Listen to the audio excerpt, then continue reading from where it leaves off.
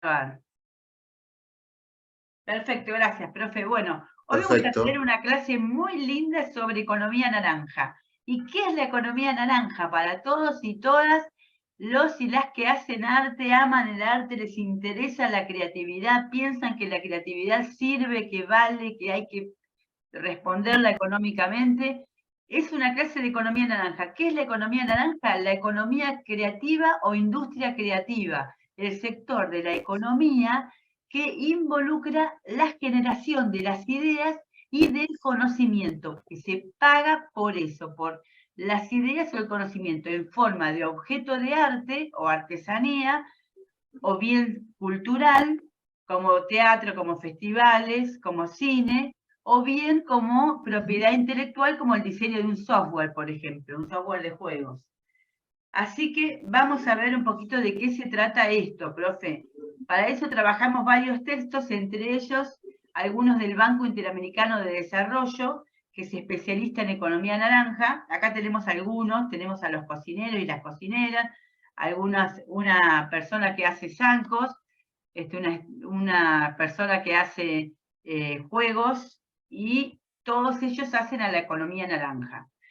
El término economía naranja, profe, se refiere al conjunto de actividades a través de las cuales las ideas se convierten en bienes culturales y bienes y servicios creativos que tienen un valor que se puede proteger con derechos de autor o propiedad intelectual, y esto se conoce como economía creativa. Tiene un 3.4% del PBI en Argentina, es por la economía creativa, un 4.8% en México, pero es difícil de medir porque es difícil de medir. ¿Por qué? Porque si yo voy a medir que un festival es economía creativa, todo lo que hace alrededor del festival, como los puestos que venden cosas, las casas que se alquilan, los Uber que funcionan, eso es difícil de medir, pero hace a la economía creativa, el desarrollo de un Sin país. duda.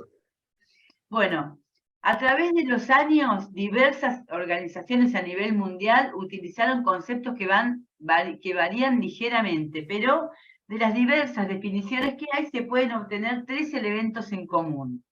¿Cuáles son? Primero, que tienen un gran valor social e identitario, simbólico. La creatividad, el arte y la cultura también pueden ser fundamento de bienes y económicamente productivas. No solamente pueden tener un bien simbólico y social grande, sino que también pueden ser económicamente productivos. ¿Estamos de acuerdo con esto? Segundo, Totalmente. su relación con los derechos de propiedad intelectual y en especial con los derechos de autor. Y tercero, que muchas de estas actividades tienen un papel muy grande en cadenas de valor de otras industrias, por ejemplo, la moda, por ejemplo, la industria automotriz, y tienen mucha creatividad, pero se utiliza de manera mucho más industrial. ¿Por qué se dice economía naranja, profe? Porque a lo largo de la historia y a través de múltiples culturas, el naranja se asoció a las artes y a la creatividad. Por ejemplo, en Egipto se utilizaba ese mineral llamado como, profe, rejalgar, que es un mineral anaranjado con el que se creaban las figuras decorativas para las tumbas de los faraones y las faraonas. También en Grecia se representaba a Dionisio, patrón del vino y del teatro, vistiendo color naranja. Vino y teatro. No hay dudas de que el naranja es un color vibrante, alegre, y con él le quisieron dar una identidad a la economía creativa y hacerla resaltar. Y es un poco difícil definirla porque donde no hay un consenso es exactamente qué sectores se incluyen en ellas, porque a veces se dice que la gastronomía está dentro, el diseño de software está dentro, otros dicen que no. No se ponen del todo de acuerdo ni tampoco en cómo se contabiliza. Por esto que decíamos recién, hay algunas cosas que son difíciles de contar económicamente, pero que están ocurriendo, que pasan y que generan economía. Ya esto lo dijimos, por ejemplo, en el software o la gastronomía. No todo el software es creativo, hay software que son, por ejemplo, de pura contabilidad, que no son tan creativos, pero los de los videojuegos sí lo son. Por ejemplo, profe, muchísimo software de aplicación en ingeniería que no entraría dentro de esta parte. Claro, y otros como el de los juegos que súper entran, que son súper creativos. Es toda una industria, ¿no? Por otra parte, hay actividades que, por ejemplo, la industria de automotriz, que utilizan, como decíamos recién, o la moda, diseños creativos para parte de sus industrias. Entonces, están haciendo un gran aporte de la economía naranja a todas las industrias con su creatividad. ¿Qué áreas comprende concretamente, profe, la economía naranja? Mire, acá le puse la foto de Tomorrowland, que a usted le gusta ese festival tan lindo.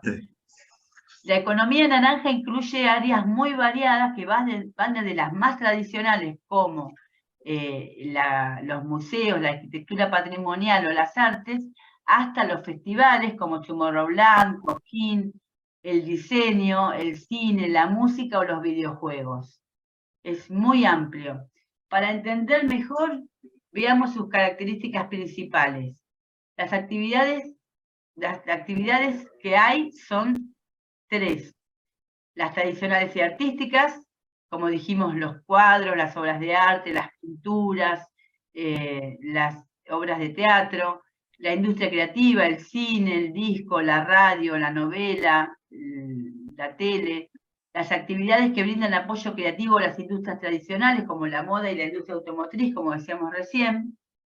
Acá tenemos un poquito explicado a cada una, las actividades tradicionales. Dice que preservan el patrimonio cultural de un pueblo, son el horizonte simbólico de un pueblo, tienen un valor tanto material en el soporte que nosotros vemos y tocamos, como el inmaterial, lo que tiene que ver con nuestra identidad propia, y por ejemplo el teatro o los festivales culturales. Y después tenemos otro sector que está compuesto por actividades comerciales, donde el valor del producto final depende principalmente de su contenido creativo, incluyendo las artesanías, las novelas, los diseños, el diseño de interiores, la publicidad. Y también están las actividades que son parte de la cadena de otras industrias, por ejemplo, el packaging de ciertos productos, o el marketing de ciertos productos, o de vuelta el diseño del auto en la industria automotriz. Es muy importante, profe, saber, chicos, chicas, que la economía naranja se desarrolla cuando tiene un ecosistema que lo desarrolla y lo potencia. Ese ecosistema tiene que ver con un Estado que apoya la cultura y la creatividad, tiene que ver con entidades financieras que dan soporte económico para que se puedan desarrollar los proyectos, tiene que ver con que nos relacionamos entre los pares y obtenemos capacitación entre nosotros y experiencias. Es muy importante el ecosistema, como en todo. Chicos y chicas, para emprender actividades creativas necesitamos un entorno apropiado. Profe, por eso la razón de que esta parte y este tema haya sido incluido en la materia, que antes no estaba, y tiene que ver porque, primero que es un nuevo concepto, tiene que ver mucho con lo social, pero está muy asociado a la creatividad, porque tiene en juego o parte de sus componentes tiene que ver con el arte, con la cultura, con muchas expresiones diferentes, pero también es un sector que tiene mucha innovación. Por eso que este tema está puesto particularmente cerrando casi todos los temas de la materia para que cada uno pueda asociarlos y, por qué no, en algún momento pueda tener un emprendimiento que tenga que ver con la economía naranja. Esa es la razón por la cual este tema está hoy acá en esta materia. Perfecto, profe. ¿Y cuál es el rol del arte y los artistas en la economía naranja? ¿Cómo se llevan los artistas y las artistas con la economía naranja? Profe, ¿qué le parece a usted? No, y bueno, son actores principales. Seguro. Pero la relación entre ellos no siempre ha sido tan fluida. La economía y el arte no siempre han estado de la mano. Es a partir de 1960 que empieza a verse el arte como negocio. Entonces, a veces cuesta que las artistas pongan valor a su obra, cuesta que vivan de eso, cuesta que le den el lugar que merece, cuesta que lo tomen como algo de lo cual se puede vivir y le pongan un precio. Yo tengo un amigo, un pintor muy bueno en La Plata, de donde lo somos nosotros, que se quería ir a vivir a Canadá. Entonces hizo una subasta de todas sus obras y todo el mundo compró un número, y él, perdón, una rifa, y todo el mundo compró el número. Ahora después no rifó nada porque no se quería desprender de ninguna obra. Así que para él era más importante la obra que lo que iba a ganar, no la quería dar. Pasa mucho, los artistas se enamoran de sus obras y les cuesta mucho ponerle un valor comercial. ¿El chat cómo anda, profe? Y por otro lado, existe también una resistencia en el sector cultural para reconocer y destacar los procesos económicos, como si al hacerlo los artistas estuvieran disminuyendo el valor artístico de lo que producen o el misticismo que los rodea. Muchas veces, no es siempre. Como resultado, en varias ocasiones, políticos, artistas e incluso algunos economistas han llegado a considerar que el arte y la cultura no se pueden juntar con la economía, escapan al razonamiento económico o lo consideran un lujo que solo se pueden permitir los países ricos. Por eso les pusimos acá como imagen el toro de Wall Street, que es una imagen del poderío económico de ese país, que lo plasmaron en una obra de arte, y eso es un valor simbólico de ellos, que piensan que tienen la capacidad de tener el lujo de darse el lujo de tener arte. Y todos tenemos el lujo de tener nuestro arte, todos lo podemos tener. Pero también hay ejemplos que demuestran lo contrario, de que el arte está reñido de la economía. Por ejemplo, vamos a la historia. El gran Miguel Ángel, profe, artista del Renacimiento italiano, era un empresario muy reputado, muy rico de su época, que poseía capital y propiedades, y que lideraba un equipo de trabajo de casi 300 personas. Era una verdadera empresa de arte, una de las primeras que conocemos. Profe, cuando quieran, si ve que hay algo en el chat, lo compartimos. Si bien la relación entre economía y las artes es un área compleja para analizar, en realidad hay elementos que sí podemos resaltar. Un bien cultural decimos que posee dos capitales o valores. Uno, el objeto económico en sí, y otro, el simbólico, el que es la carga simbólica, emocional y emotiva que tiene para nosotros. Eso hace que sea una mercancía muy especial, de características muy especiales. De todas maneras, dicen los autores, una vez que el objeto de arte está producido, el objeto artístico ya es parte del mercado y del público. Aunque economistas desde Adam Smith hasta John Keynes ya se habían referido al arte y la cultura desde una perspectiva económica, solo, como decíamos recién, a partir de los años 60 del siglo pasado, 1960, es que el sector se constituye como una disciplina independiente en la ciencia económica moderna. Desde 1960 hablamos de economía cultural, creativa o naranja. Bueno, ¿cómo se relaciona el sector artístico y cultural con el creativo? ¿Cómo se relaciona el sector artístico y cultural con el creativo? En las últimas décadas ha habido una extensión para incorporar no solo los bienes artísticos y culturales, sino también los creativos, como esta cartera que parece un objeto de arte y no lo es un objeto que se utiliza, que tiene un uso funcional, y esos son los creativos, que no son solamente para ver y observar. La conexión entre las nuevas tecnologías, los mercados laborales y las estructuras de producción digital han creado un nuevo panorama en el que la creatividad se convirtió en una nueva área de actividad económica, es decir, las industrias creativas. ¿Podemos hablar un poco? Profe, profe? Como todo tema incipiente, ya hay gobiernos provinciales, creo que el gobierno nacional de la ciudad, que ya tienen áreas de gobierno identificadas con industrias creativas. El Estado está promoviendo, pero obviamente falta muchísimo desarrollo para esa gran masa que hay de artistas, de creadores, que pueden trabajar en lo que es industria creativa.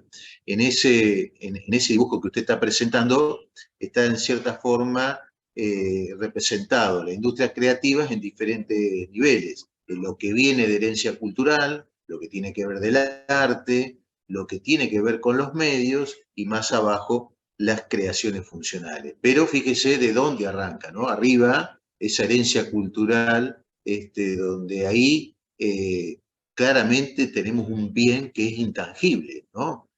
Muchísimas cosas que tienen que ver con el acervo cultural nuestro que son intangibles. Le doy una, que es tremendamente competitiva, el tango, por ejemplo, ¿no? El tango hoy es un producto que se vende, se exporta, bueno, tiene un acervo y tiene que ver con mucho con las tradiciones. Qué bueno, profe. Y también hay un análisis muy lindo que hace Thornsby, donde nos cuenta los modelos de círculos concéntricos, ¿no? Y dice, hay 4 capas para las industrias creativas y culturales, dice Thornsby. Se agrupan más o menos así. En el centro están, como decía el profe, las que comienzan todo, que son las artes creativas centrales, artes escénicas, visuales, como el teatro, la literatura. Y esas artes, la pintura, bueno, artes visuales, ¿no? Y esas artes tienen un gran capital simbólico, pero tienen poco capital económico. Cuando vamos llegando a la parte externa del círculo, vamos viendo que están, por ejemplo, las industrias, como la publicidad, la arquitectura, la indumentaria y el diseño de modas, que tienen un gran capital económico, hay mucha ganancia económica y menos capital simbólico y cultural en general. No diría yo lo mismo de la arquitectura, en eso no lo diría. Pero tenemos aquí los modelos de círculos concéntricos de Thornsby, donde están los 4 tipos de actividades creativas, desde las que tienen más valor simbólico y menos valor económico, van llegando hacia las industrias y van teniendo más valor económico y menos valor simbólico. Bueno, esto dice que las ideas creativas se originan en el núcleo de las artes, en forma de sonido, texto e imagen, y luego van hacia las industrias, hacia las zonas más industriales, hacia los sectores que tienen más que ver con el desarrollo del valor económico. Bueno, los flujos van en ambos sentidos, creando una relación interdependiente entre actividades de diferentes capas, ¿no es cierto? Por ejemplo, ¿por qué? Porque yo puedo estar con una partitura. Una partitura tiene un valor intelectual, la creación, un derecho de autor. Esa la tocan en el Colón. Entonces luego se transfiere y se transmite en una plataforma digital y se hace una propaganda para distintos medios. Todo eso le va como ganancia al autor y está debidamente registrado, ¿no? O registrada. A través de los años, las artes y la cultura han demostrado ser áreas en las que vale la pena invertir y desarrollar a los países, les decimos, a los estados, no solo por su impacto en la economía, sino por su profundo poder de transformación social. Es impresionante lo que transforma el arte, la cultura y la creatividad a las zonas más marginadas, las zonas más olvidadas de nuestra sociedad. De esta manera, profe, ¿quería decir algo? No, estoy asintiendo que me parece bárbaro esa relación que está haciendo. De esta manera es importante que los apoyos del sector público incorporen al arte y la cultura, brinden confianza en ellas para que los capitales privados también apoyen, por ejemplo, en forma de capital de riesgo, o promuevan la incubación de proyectos, colocándolas así en el centro de una estrategia de desarrollo sostenible en los países de América Latina y el Caribe, como tiene México, como tiene Colombia, como estamos tratando de hacer en Argentina. Profe, mire qué cortito fue hoy por el feriado largo, ¿eh? Hemos llegado al fin de la clase y esperamos que hayan disfrutado de conocer la economía naranja y sus actores. Y luego de hacer alguna reflexión, vamos a pasar a cómo se rinde el trabajo final. Bueno, en definitiva, el tema de economía naranja, ¿por qué está en nuestra materia? Porque es un tema que está íntimamente ligado, tiene lazos muy profundos fundamentalmente con la creatividad y con la innovación. Claramente es así, es el lado un poco de arte que se le trata también de poner a la materia para que tengan ese conocimiento y, ¿por qué no? Nosotros le vamos a dejar un bonus track de uno de los líderes de economía naranja del mundo, que creo que esta semana empieza a funcionar en la Argentina, que es el Cirque du Soleil. Cirque du Soleil, que tiene más de 3.000 personas, que factura más o menos 800 millones de dólares al año, es esa empresa que nació con 2 artistas callejeros y que llegó a tener una impronta mundial importantísima con la mezcla del circo tradicional con las artes, con las tradiciones. Se sacaron los animales de ese circo y se está mostrando otra cosa. Ese es el claro ejemplo de la economía naranja. Nosotros le vamos a dejar un pequeño bonus track cargado en el campus para que ustedes puedan ver un video de 12 minutos donde está la historia y hay cosas muy interesantes de el Cirque du Soleil, que casualmente está en la Argentina. Este entonces es el porqué de un tema como economía naranja en nuestra materia. Con esto terminamos, profe, el desarrollo de los temas que entran en nuestro trabajo final y, en definitiva, nuestro examen para acreditar la materia. Entonces, ¿por qué no hacemos un breve recorrido para ver cómo se va a rendir la materia, cómo son las condiciones, un poco?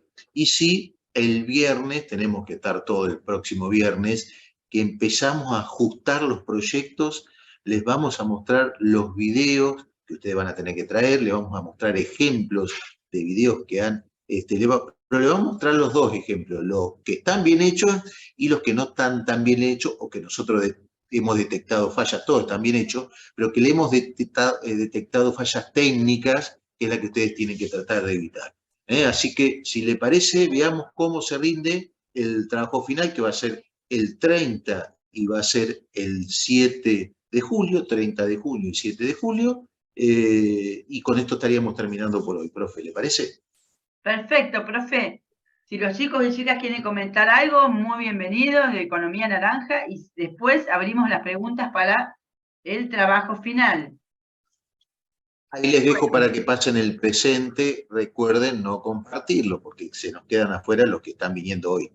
Somos 100, vamos a terminar en un número que ya lo tengo.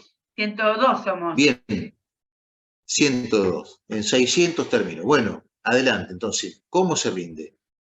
Bueno, rendir el trabajo final es muy sencillo, chicos, chicas, si siguen estas pautas. Primero, tienen que entregar en el campus el trabajo final completo, la plantilla completa. Hasta el día 24 de junio tienen tiempo para entregarlo para su corrección total. Fíjense que tienen que entregar uno solo por grupo, no entreguen más de uno solo por grupo.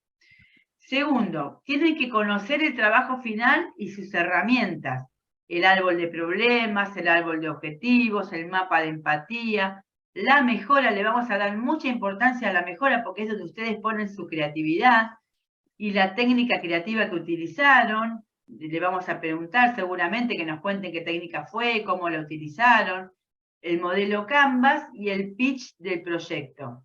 Todo eso lo tienen que conocer. Ya lo conocen porque lo han estado haciendo, lo han estado trabajando, pero por las dudas que alguien no lo conozca, interiorícese, lea el trabajo final bien, estúdienlo, compréndalo, manéjenlo. Después tienen que realizar un video de máximo de 2 minutos por proyecto. ¿Qué video? ¿Qué tienen que contar allí? Tienen que contar cuál es el proyecto que eligieron, cuál es el problema, cuál es la solución con la mejora y el equipo que lo desarrolla. Para esto pueden utilizar el pitch que trabajaron la clase pasada y que está en el campus, cómo hacer un pitch. Igual vamos a ver ejemplos en clase. Ahora solo deben venir a presentarlo en la fecha indicada, o sea, entregar el trabajo final en el campus, conocer el trabajo final, tener un videíto de 2 minutos y venir a presentarlo.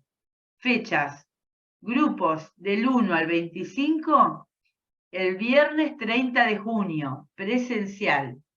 Grupos del 26 al 51, el viernes 7 de julio, presencial. Todo esto lo vamos a escribir el miércoles para que lo tengan una todo novedad. listo. ¿Cómo va a ser ese día de la presentación por grupo? Va a ser así. Llega todo el equipo junto se tiene que presentar. El profe o yo pasamos el presente, vemos el video del proyecto y ahí ustedes pichean. Puede pichear un delegado o una delegada o pueden hacerlo varios del equipo dividiéndose el pitch o todo el equipo dividiéndose el pitch. No pueden pasarse de 2 minutos. Es un pitch. Claro, el tema es que no pueden pasar, si se lo dividen puede quedar muy, muy cortado. Vean eso, para que no quede cortado, no haya tantas interrupciones, por ahí puede ser 2 personas, bueno, solo Sí. Lo ve cada uno. Está bueno. Puede ser que luego le vamos a hacer una pregunta a cada integrante de los temas del trabajo final. Puede ser árboles, mapa de empatía, la mejora, técnica creativa que utilizaron, el Canvas. También puede ser que durante la presentación les hagamos preguntas acerca de la creatividad en general, aplicándolas a sus carreras universitarias o a su vida cotidiana, con la intención de relacionar sus experiencias personales a la materia. Son preguntas muy lógicas y de total cercanía con ustedes. Quédense súper tranquilos, súper tranquilas, pero puede haber. El profe generalmente hace alguna pregunta que tenga que ver con esto, qué tiene que ver con tu materia, con tu carrera, cómo lo aplicarías vos como futuro profesional, qué técnica te serviría, cosas así. Esto será todo, esperamos que vengan muy relajados, muy relajadas y que preparen su presentación con mucha alegría y creatividad. El video es muy importante, el picheo es muy importante para compartir sus creaciones y aprendizajes con sus compañeros y compañeras. Siempre es como una fiesta, aunque no lo puedan creer, se va armando un clima hermoso y vamos disfrutando todos de lo que todos tienen para dar, porque ha sido una cursada muy especial, una cursada muy linda, muy comprometida, están los 100 y pico siempre presentes. Yo creo que no van a tener un solo problema, solo queda presentar el trabajo final, el video y hacer el picheo. Profe, el trabajo final lo que ya tienen que hacer es presentarlo completo. Ya habían presentado